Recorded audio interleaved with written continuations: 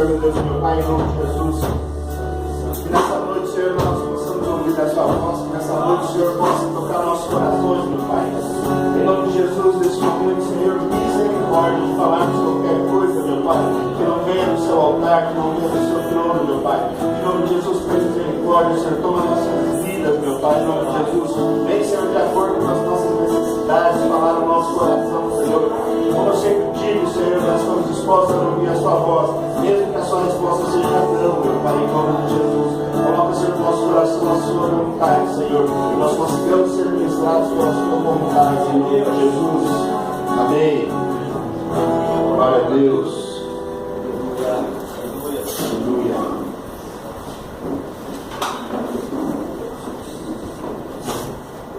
Glória a Deus. Tudo bem com vocês? Amém. Na chuva você também vem para a igreja, né? Amém, né?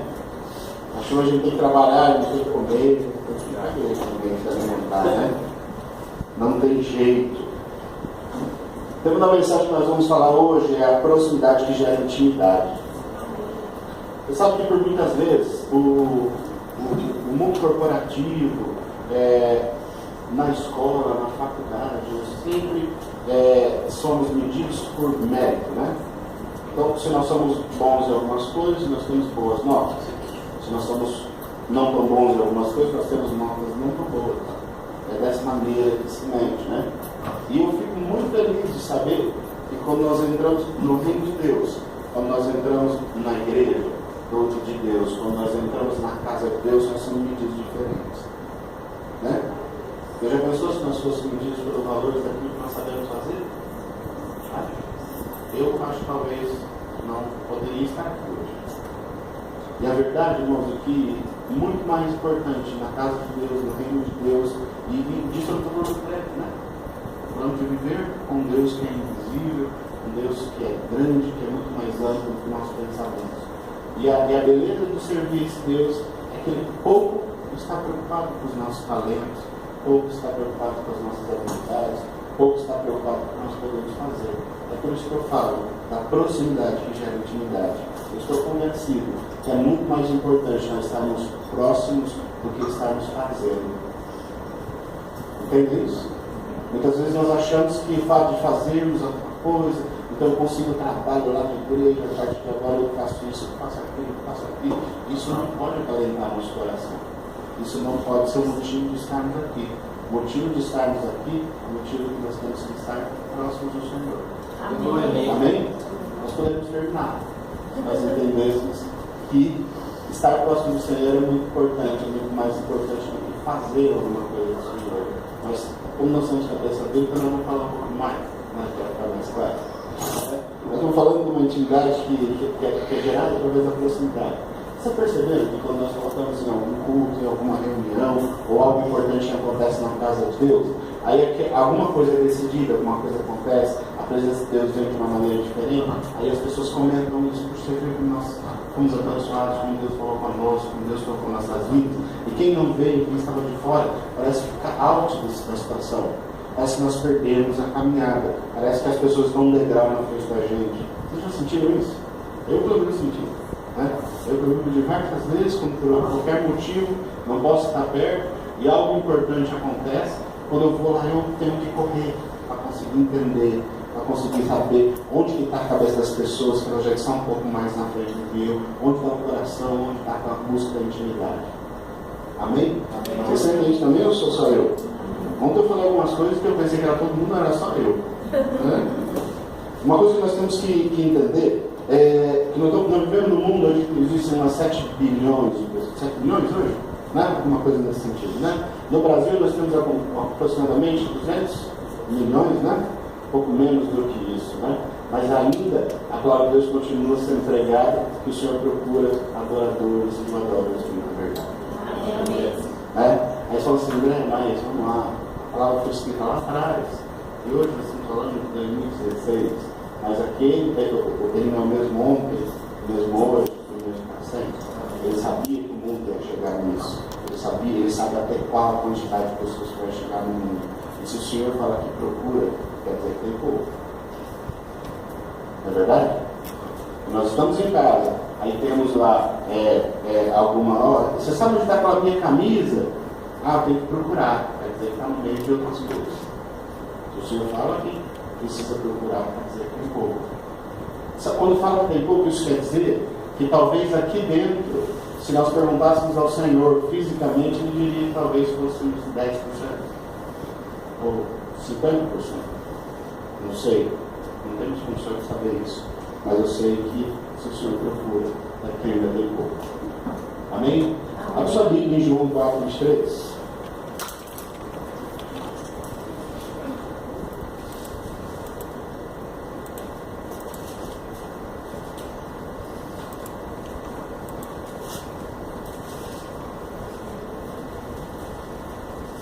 João 4:23. Achou? Me converti com aquela tiradinha, né, que todos os pastores falam: quem achou que amém? Quem achou que misericórdia, né? No entanto, está chegando a hora, e de fato já chegou, em que os verdadeiros adoradores adorarão o Pai em espírito e em verdade. São esses os adoradores que o Pai procura. Amém? Amém. Nós temos que ver, irmão, que existem coisas na nossa vida diária, na nossa vida cotidiana, que nos faz afastar de Deus. Eu vou dar alguns exemplos para vocês de coisas que nos faz afastar de Deus. O nosso trabalho secular nos faz afastar de Deus. Né?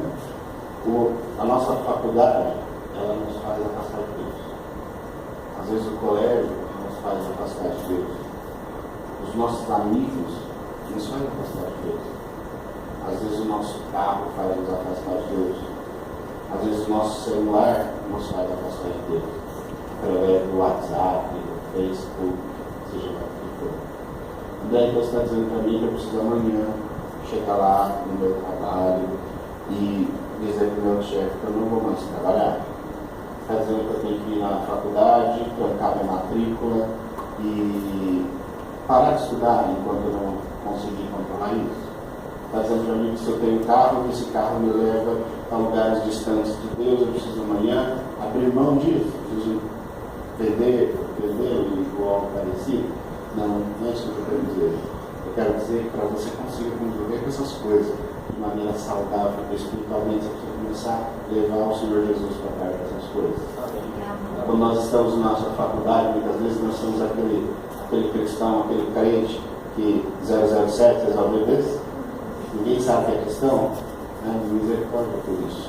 E se nós somos um desses hoje, nós vamos a partir de amanhã transformar essa situação. Amém. As pessoas do nosso trabalho não sabem do que nós vivemos, qual é a fé que nós professamos, eles precisam saber. Mas eu não gosto de misturar as coisas, na verdade, que coisas? Só existe uma coisa, que é a nossa vida que é importante. Existem coisas para misturar. Eu já vi pessoas cristãs maduras dizendo assim: eu não misturo as coisas, a minha vida secular é minha vida secular, minha vida espiritual é outra. Né? Aí eu falo assim: é estranho, porque eu não consigo enxergar essa divisão em mim. Né? Eu não consigo conceber que eu não sou pastor em qualquer lugar. Eu não consigo conceber que lá no meu trabalho eu não sou pastor.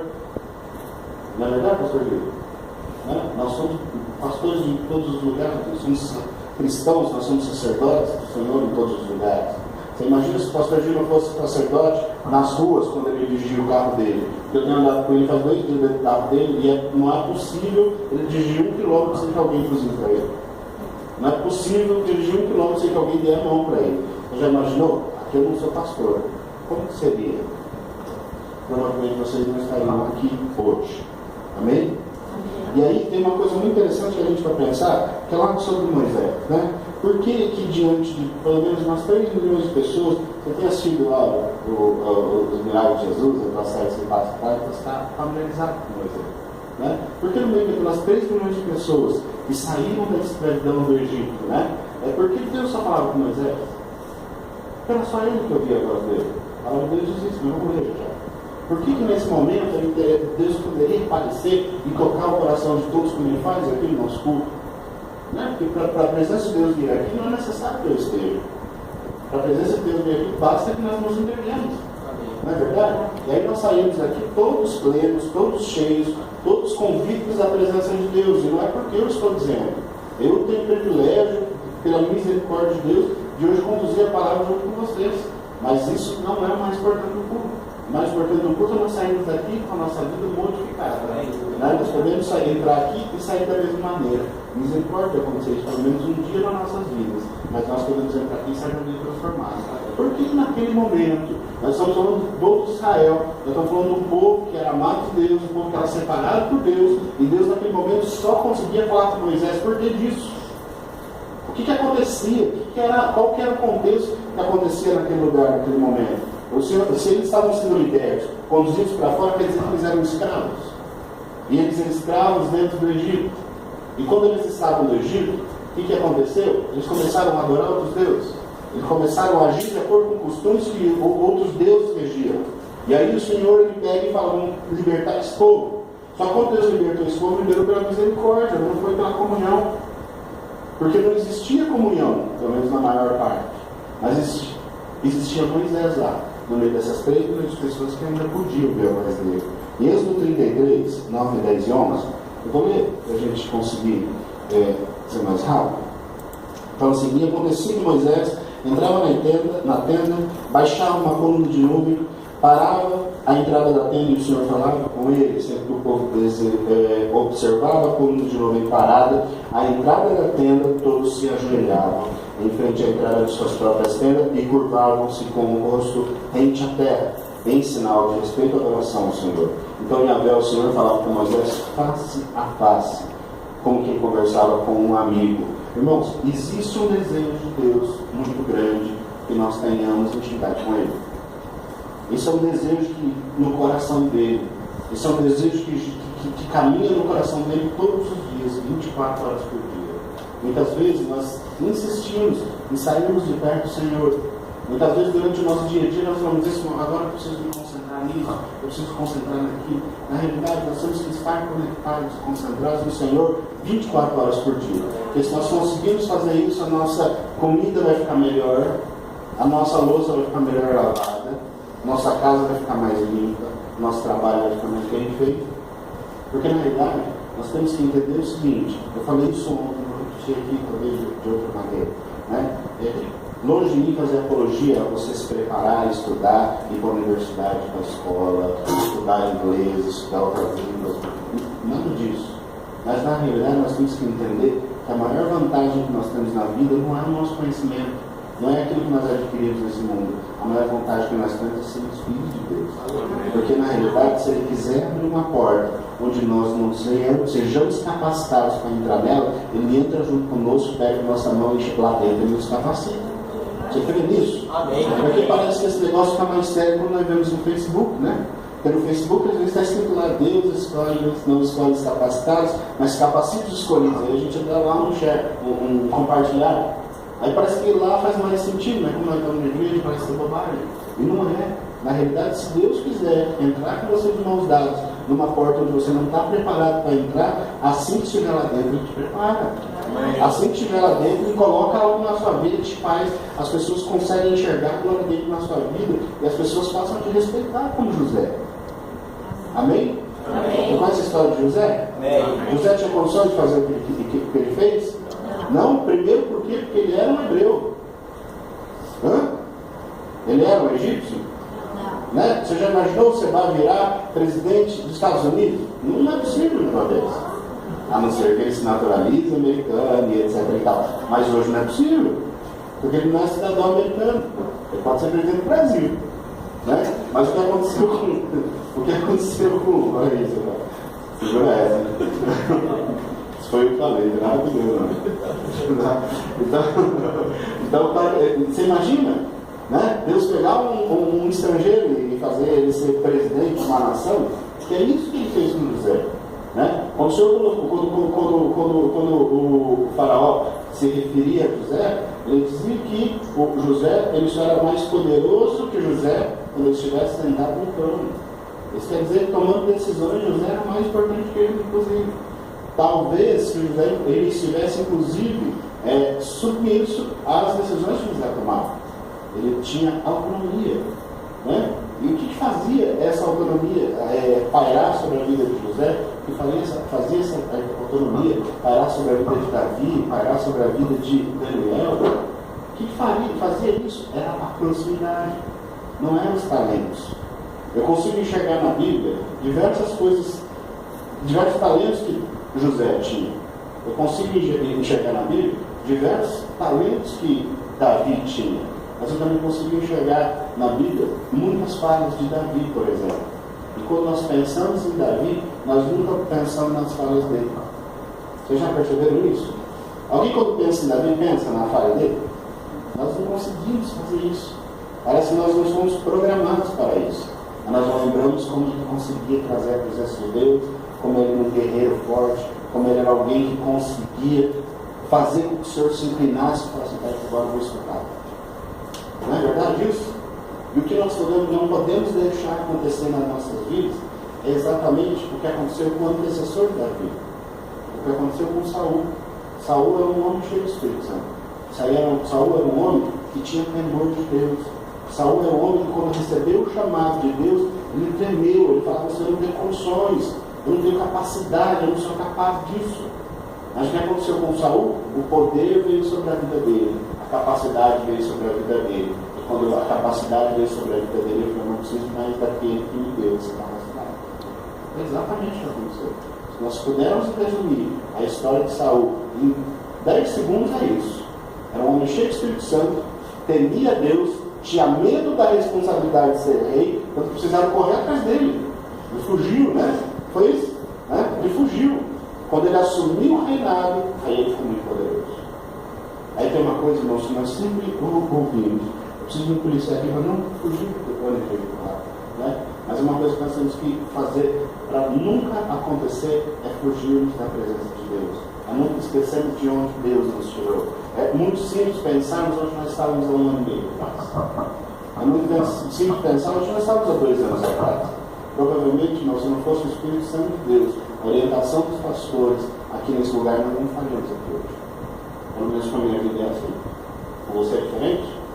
Sou só eu que sou assim, fraco, pecador, sinto dúvida, tenho medo. Só comigo? Você? Eu sinto esse negócio aí todo dia. Entende? Amém? Amém. Então nós temos que entender que era necessário que o Senhor falasse com alguém de maneira íntima, face a face. Então, aí nós pensamos assim, o que existia na vida de Moisés em especial?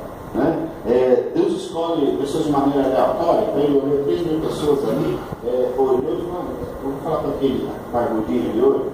Foi dessa maneira que aconteceu com Moisés? Era assim que Deus escolhia as pessoas? Né? Se nós assumíssemos isso, nós poderíamos dizer que Deus faz acepção de pessoas. Né? E aí, na realidade, eu entendo em Deus, entendo na Bíblia que Deus não faz acepção de pessoas. Você entende assim também? Mas eu entendo que Ele faz acepção de atitudes. Você percebe? Muitas vezes nós nos questionamos e aí nós somos emocionais, né? Pelo menos eu sou extremamente emocional. Né? Então tudo que eu olho de uma maneira emocional. Então, por exemplo, se eu fosse olhar, se eu estivesse triste hoje, e eu olhasse para o pastor G e para o Sebastião e dissesse, pastor G gosta mais de você. Percebe? Ele nem me pediu para ficar não. Por que você vai? Você vai falar todo dia que eu só vim aqui uma vez e não deixa eu falar. Percebe? Essa maneira que nós fazemos de maneira emocional. Né? Então talvez nós diríamos assim, o Senhor prefere a Moisés, se ali nós estivéssemos. Eu preferi ele, é por isso que eu não faço, é por isso que eu não me entrego totalmente, é por isso que eu não me coloco assim totalmente à disposição. E aí nós percebemos que Deus faz acepção de atitudes. Se nós percebemos que Moisés era mais íntimo de Deus, era mais próximo, ele se dedicava, ele assumia, ele escutava o chamado, ele ouvia a voz.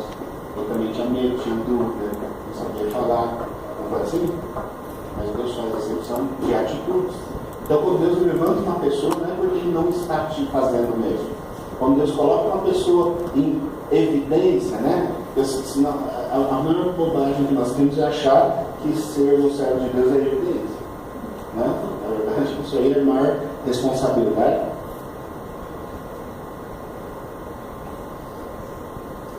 Muitas vezes, talvez, se soubéssemos que eras assim, nós não tínhamos nos expostos a isso. Não é verdade, professor Lito? Né?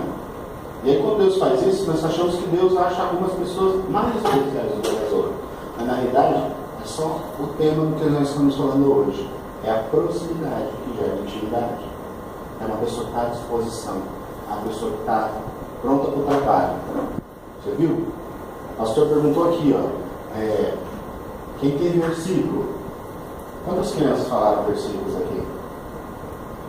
Teve mais. 3. 4 pessoas. Foram 4? 4 pessoas. Num total de 8 crianças que nós temos aqui. Metade se dispuseram a fazer. Aí eu vou pedir para vocês aqui, vamos lá, cada um, falar um versículo. Vamos, quem vai ser o primeiro? Vamos lá, perguntando. O pastor livrou a vida. Ele colou seu? Colou teu. O que mais? Jesus chorou. Você sabe por que Jesus chorou ou não? Não, vai dar, tudo bem. Como aqui, sabe? Desculpa. Vamos lá, o que mais? Eleva os meus olhos para o monte, diante de onde se for, nessa boca do céu. Senhor, fez o céu e a terra. O que mais? Buscar primeiro o reino de Deus, a sua justiça, e demais coisas que serão acrescentadas. Porque Deus ama o mundo de tal maneira que deu o seu único filho para que todo aquele que nele crê não pereça, mas tenha a vida eterna. O que mais? Não quando para que você desse a tua palavra. O que mais? Sejam agradadas as palavras da minha boca e Estou meditação. dando uma chance para ver se alguém se liga, né? Perante a sua face, ó Senhor, Fala, Manu, fala. Me ajuda. Vamos lá. Eu sempre os amarei e continuo certo, meu amor por vocês é eterno. Nós temos que enxergar as coisas de maneira diferente, né? Nós temos que fazer as perguntas diferentes. Entende? Se eu falasse para você assim, nós estamos agora dentro de uma fábrica, tá? Uma fábrica. Nós somos operários dessa fábrica. E nós somos operários de uma fábrica de copo, tá? Aí eu falo assim, o nosso cliente, a Escola Esperança e Vida, tem algumas crianças lá. E eu preciso, e o pastor já pediu pra gente bons copos para essas crianças. Vamos desenvolver um novo copo. Qual seria a sua sugestão? Vamos lá, para a gente não... Copos coloridos. Copos coloridos. Fala. Copo que brilha no escuro, olha aí. Ela já chegou bem mais perto do que eu precisava. Mas vamos lá, o que mais? Copos grandes. Copos grandes, o que mais? Copos resistentes. Copos resistentes. Inquebráveis, né? Copos brilhantes. Já tem 2 aqui que gostam de um brilho. Mas você percebe que quando nós perguntamos algo, quando Deus nos pede algo, as respostas são sempre parecidas, são sempre as mesmas. E na realidade, quando nós temos que mudar a maneira de fazer a pergunta para Deus. Por exemplo, quando eu comecei a perguntar o versículo para vocês, eu esperava que alguém levantasse e viesse aqui para falar. Mas não, nós estamos bem na zona de conforto. Nós estamos sentados, confortáveis. Eu já achei um lugar que o ventilador me pega. Eu não vou sair daqui. Percebe? Na realidade, quando nós falamos de um copo, nós temos que a pergunta, pelo menos teria que ser assim, onde eles vão beber isso? A água. Que adiantaria ser um copo resistente se fosse um copo para que eles usassem no momento que eles estivessem jogando futebol? Não ia acontecer. Ia acontecer o quê, Manu? Quebrar tudo. Funcionaria se fosse um copo para deixar ali no campo, ali pertinho, para quando eles tivessem necessidade de se hidratar? Nós temos que perguntar, o que eles vão fazer com isso? Eles vão sentar à mesa para almoçar. Então tá bom. Não, eles vão praticar esportes, ou então eles vão ir lá pescar o peixe lá naquele novo lugar que foi feito, etc. E tal. Precisamos mudar a pergunta. E quando o pastor falou de versículos, vocês já viram até o microfone aqui. Não precisava fazer assim não. Elas se chegaram. Nós crescemos demais. Então, a nossa maturidade, a nossa maneira de pensar, a nossa inteligência, o nosso conhecimento da palavra, não precisa se aproximar. Eu posso ficar de longe. Percebe? Posso ficar distante mesmo. Estou distante aqui, eu sou meu pastor e nada me faltará. Né? Entende isso? Amém. E eu estava esperando aqui. Aí, como Deus tem misericórdia, a Manu levando. Né? Aí deu uma puxadinha para ela vir aqui. Mas percebe a diferença? Nós precisamos entender a voz de comando, nós precisamos aprender a ouvir a voz de Deus. E nós esquecemos como se ouve a voz de Deus. Essa é a verdade. O pastor, quando ele fala, vamos orar pelas crianças, as crianças já sabem qual é a voz de comando. Eles já entendem. Não precisa falar, se levante do seu lugar e venha até o altar. As crianças já se levantam e vêm. E nós precisamos ouvir isso. Percebe? Alguém tem um versículo para falar para Deus hoje? Eu dei mais uma chance. Você não levantou. Você percebe? É comunidade, não é pouco, né? Aí você pergunta assim, é diferente com você? De jeito nenhum. Comigo é do mesmo jeito. E é por esse motivo, quando nós lemos lá Hebreus 11, nós vamos falar de tão poucas pessoas. Quando nós falamos de heróis da fé, quando nós falamos de pessoas que se entregaram, se dispuseram, largaram suas vidas, seus bens, sofreram, foram humilhadas, negaram a fama, tudo por amor a Deus.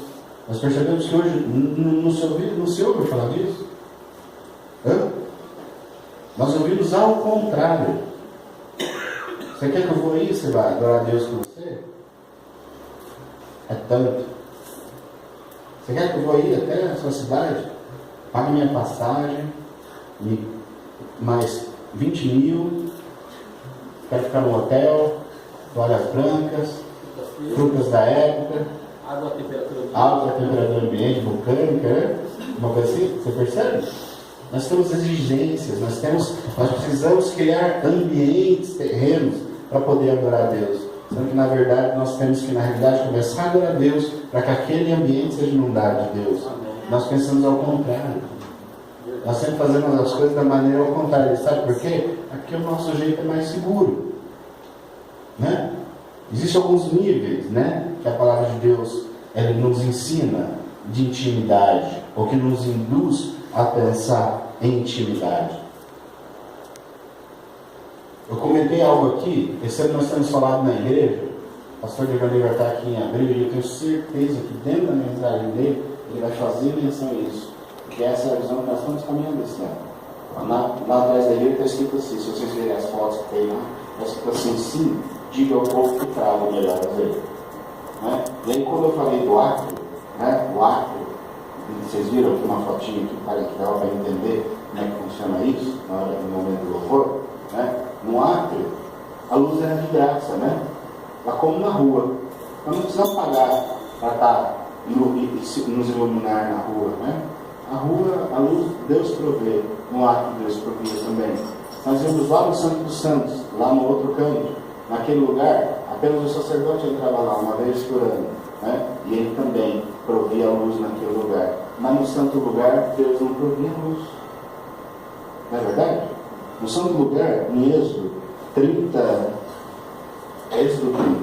tá? Fala que 2 vezes diariamente, manhã e à tarde, um sacerdote trocava um pavio e enchia as luminárias com puro azeite de oliveira.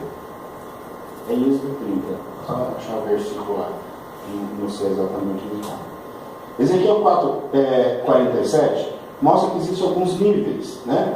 Em Ezequiel 47:3 mostra o primeiro nível de adoração. Fala assim: o homem deslocou-se para o lado oriental com uma corda de medir na mão, e enquanto se movia totalizou 1000 côvados longos, isto é, 500 metros, e me fez passar pelas águas que batiam à altura do meu tornozelo.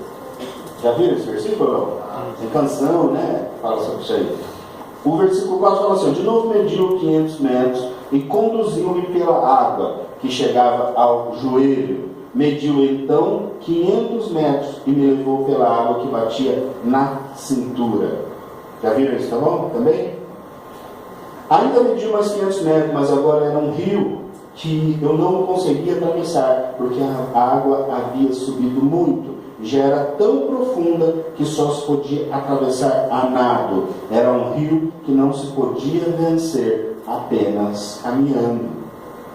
Irmãos, então isso aqui mostra que o Senhor, Ele deseja alguns níveis de dedicação que nós temos.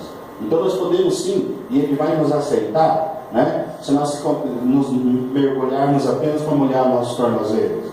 Ele vai nos aceitar também se nós ficarmos apenas mergulhados até o joelho, ou talvez até a cintura. Mas nós não podemos exigir muita coisa dele disso. Porque a verdade é que quando nós estamos numa piscina, num rio, até a cintura, o domínio ainda é teu. Não é verdade? Ninguém se afoga dentro de uma piscina até a cintura. Percebe? Então ali o domínio é seu. Quando o domínio é nosso, o resultado é errado. Quando o domínio é nosso, o resultado sai pela metade. Quando o domínio é nosso, as coisas não se constroem. A palavra não funciona. Quando o domínio é nosso, nós saímos da igreja dizendo assim: hoje Deus não falou comigo. Quando o domínio é nosso, nós falamos assim: eu gosto quando o pastor Gi prega, mas eu não gosto quando o pastor João Martins, inventei um aqui para não falar outro. Tem algum João Martins aqui? Né? Nós não gostamos quando o pastor João prega. Porque o pastor João, pelo amor de Deus, mas o pastor Gil gosta. Sabe, nós fazemos essas coisas.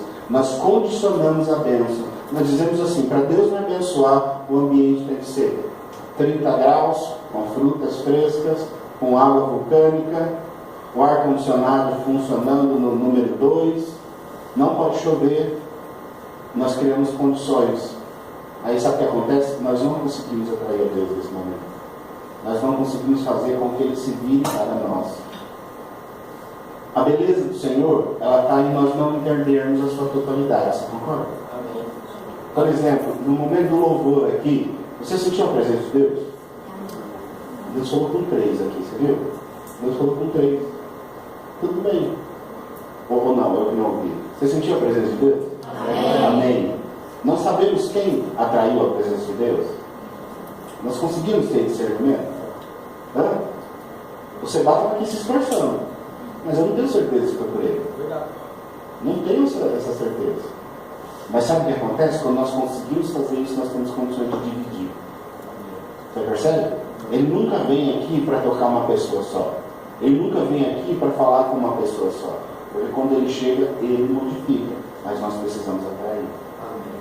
Agora você imagina se todos nós estivermos funcionando na mesma visão, no mesmo propósito, e todos nós, como igreja, conseguimos atrair a presença de Deus. Nós não teremos vontade de ir embora, nós não nos preocuparemos com os horários, nós não nos preocuparemos que amanhã é um dia de trabalho.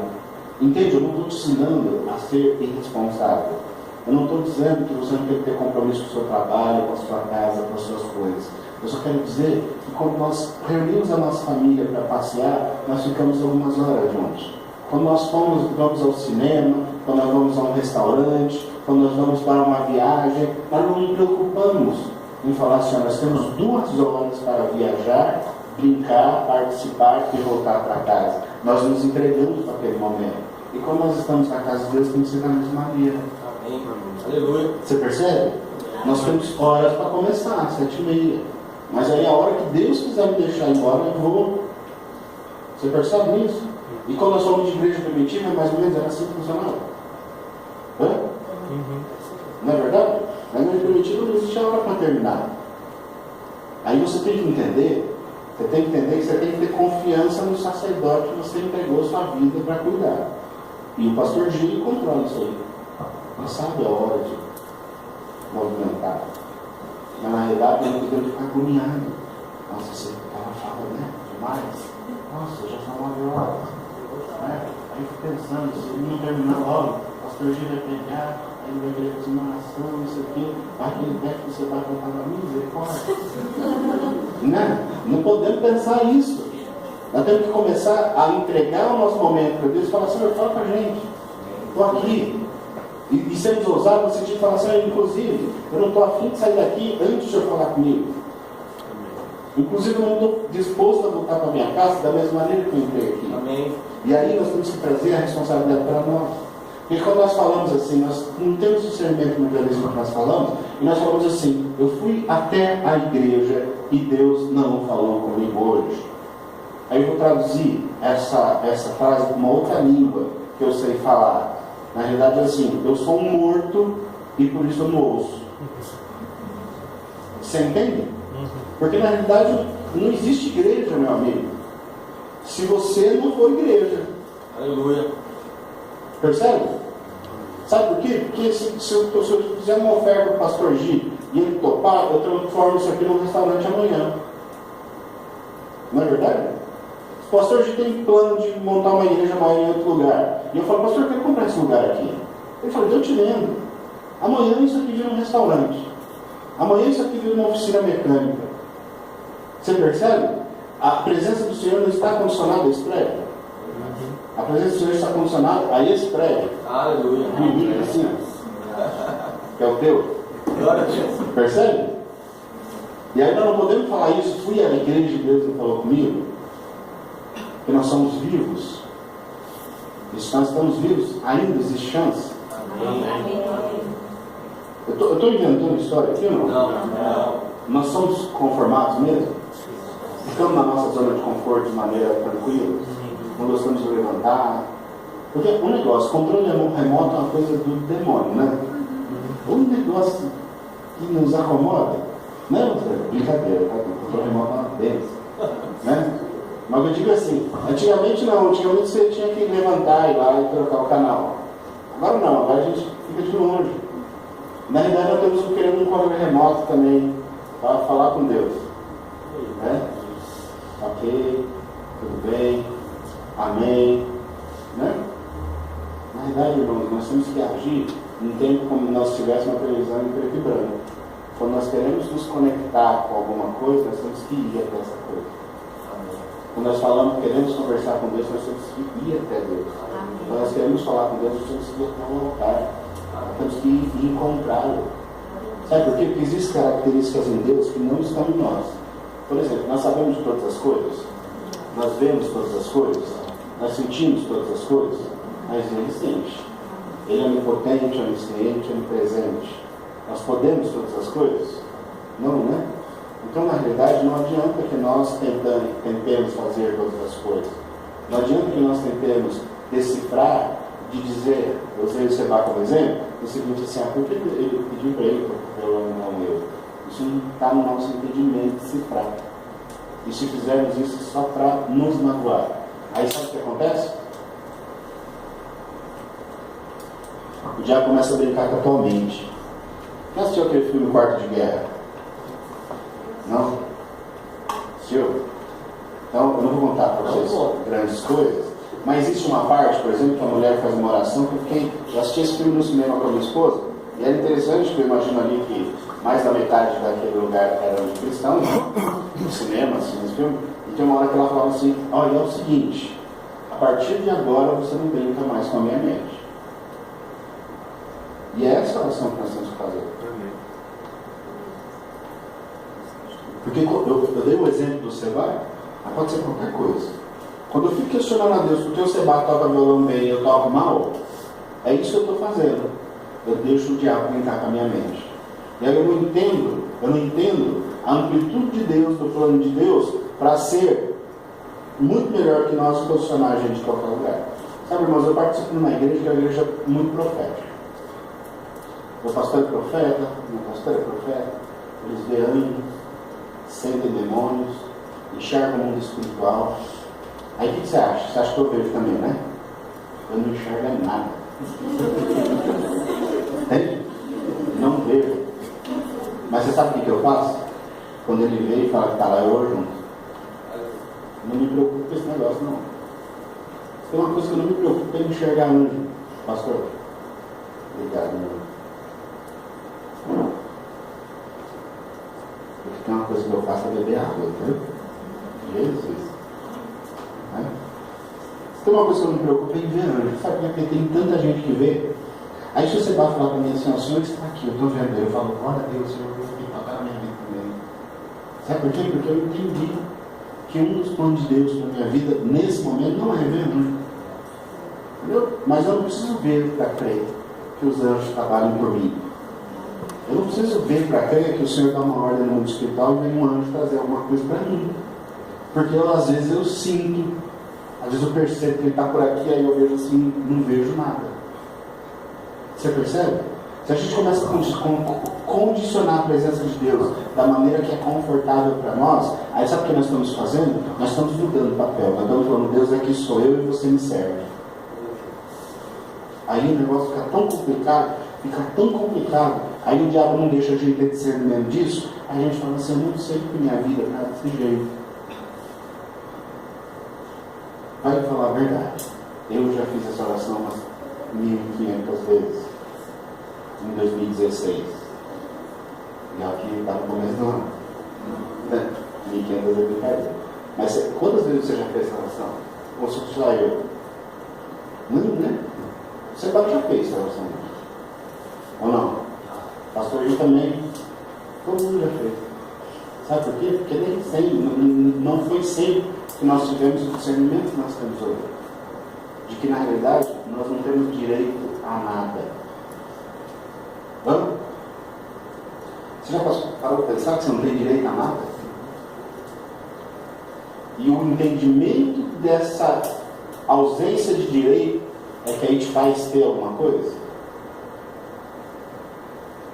É uma coisa que ela não funciona. Vou dizer para você.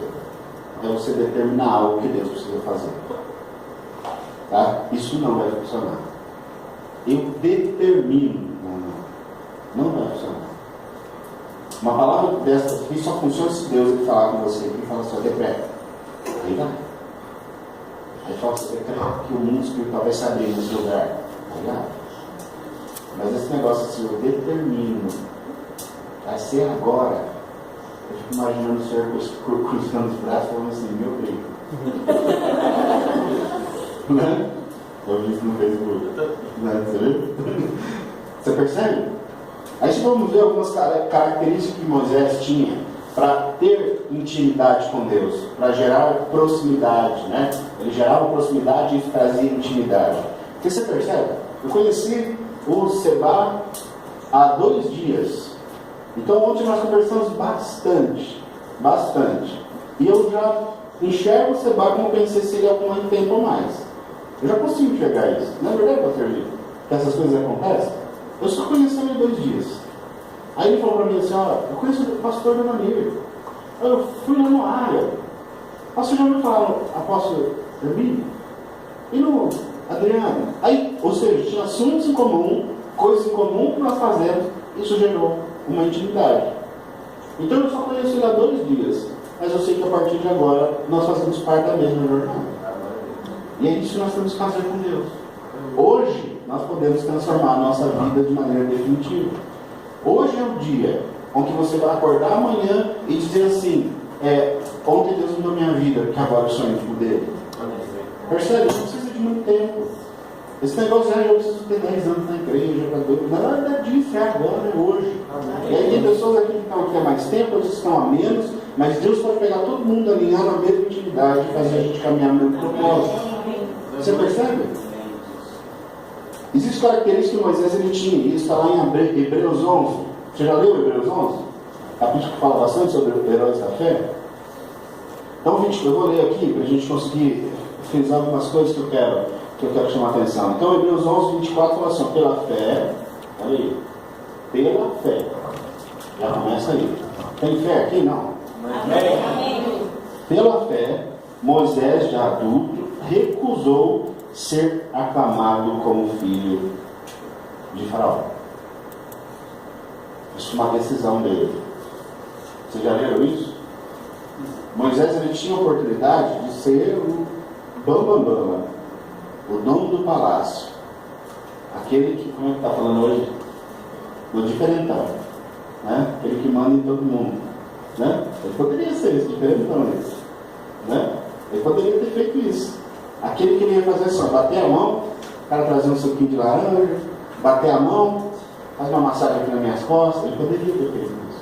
Mas a palavra de Deus diz que ele recusou ser aclamado como filho de Faraó. Amém? Nós temos que recusar sermos aclamados como filhos de Faraó.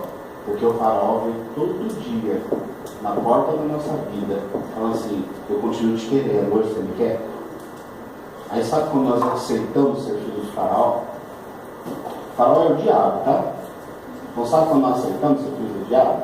É quando nós aceitamos uma mentirinha, quando nós aceitamos o jeitinho brasileiro nas nossas vidas, quando nós aceitamos uma mentirinha para não entrar em confronto. Percebe? Quando nós aceitamos, toca o telefone lá em casa, o celular, aí você olha e fala assim: é o gerente do banco, atende aqui e fala que eu não estou. Então você aceita ser filho de Faraó. A palavra de Deus diz que o pai da mentira é o diabo. Quando nós mentimos, quer dizer que nós trocamos de paternidade.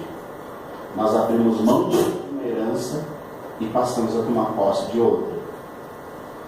Você já pensou nisso? Trocar de paternidade?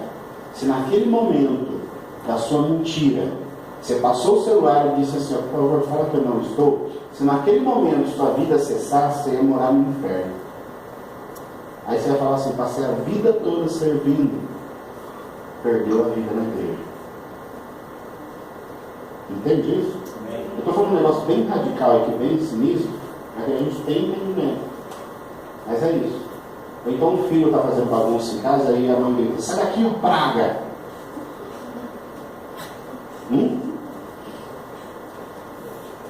Percebe? Quando nós fazemos isso, nós trocamos a paternidade do menino e a nossa também. Então, assim, a partir de agora, eu aceito ser filho de Faraó. Ou esse meu marido é um prático. Ou quando nós chegamos assim, você fala assim: é só você chegar que a bagunça vem junto. Estava tão bom sem você aqui. Não, nós já passamos por isso. Tá? Não é só minha vida que passa por altos e baixos. Não foi só eu que tive que aceitar Jesus para mudar a miséria da minha vida. Não foi. Nós já fizemos tudo isso aí. Sabe aquela hora que a mãe fica tão brava que ela esquece até o nome do filho? É? Eu nunca vi mãe esquecer o nome do filho, mas quando ela fica brava, ela esquece. Eu estou mentindo ou não? Hã? Ela vira, ela mistura os nomes de todos os filhos, chama um pelo nome de outro, percebe? Mudou a paternidade. Aí, ó. Não é? Mas a mãe não fica tão brava assim. Não precisa contar não. Não, deixa esse negócio guardado aí. Versículo 25. Preferindo ser maltratado com o povo de Deus a desfrutar os prazeres que o pecado é capaz de proporcionar. Então percebe, esses dias eu vi uma pessoa falando que viu uma placa numa igreja. Aí ela falou, e essa placa da igreja estava escrito assim: ó, pare de sofrer. Cultos, terça, quinta, sexta, sábado, domingo. Aí essa pessoa falou assim: na verdade eu enxergo essa frase de uma outra maneira. Venha, vamos sofrer pelo motivo certo. Percebe? Porque é uma falsa, é uma mentira acharmos que a vida do cristão ela não vai ter problemas, tribulações, pressões, que a vida não vai nos cobrar, nos apertar. É uma fala, é mentira isso aí. A verdade é que quando nós sofremos pela coisa certa, nós somos galardoados, nós somos premiados, nós somos exaltados. E sofrer por conta do Evangelho é melhor sofrer do que estar na mão do homem, não é? Não é verdade? É verdade. E tem uma coisa que a gente aprende é não dar valor para o sofrimento que a gente tem com o homem. Não é como o trabalho nos afrontava antes. Como era difícil trabalhar antes de ser cristão. Porque nós víamos os homens nos desonrando, abusando do nosso tempo, nos tratando como se fossem